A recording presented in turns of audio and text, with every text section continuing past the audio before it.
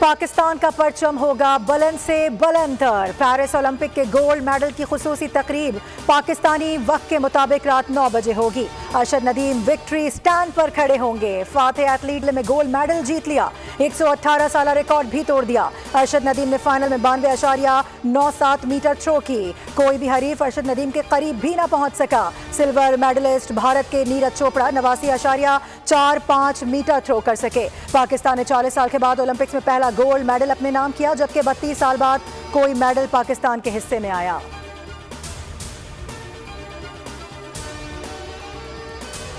Chairman Peoples Party Bilawal Bhutto का कौमी assembly में खिताब, कहा आज अदलिया चाय की प्याली में तूफान बर्पा कर रही है। एक जमात को फायदा पहुंचाया गया, जो मांगा नहीं था वो दिया गया। पाकिस्तान की अदलिया को दुनिया की बेहतरीन अदलिया ही कहूंगा, क्योंकि ये डैम भी बनाती है, ये समोसे और टमाटर की कीमतों का तयन भी कर सकते हैं।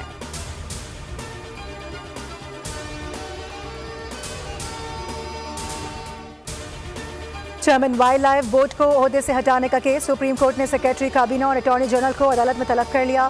मामला फौरी तौर पर वजीर आजम के नोटिस में लाने की हिदायत। चीफ जस्टिस काजी फाइज ईसा ने कहा, सुप्रीम कोर्ट के हुक्म को ख़त्म करने की कोशिश की गई, इससे संगीन तौहीन अदालत क्या होगी? क्या गुड गवर्नेंस ये होती है?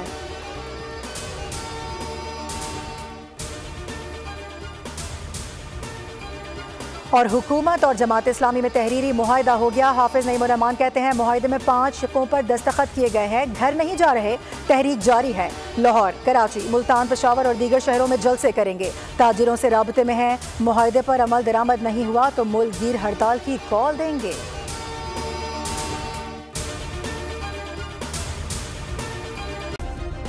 सब्सक्राइब करें और बेल दबाएं ताकि कोई खबर रह न जाए।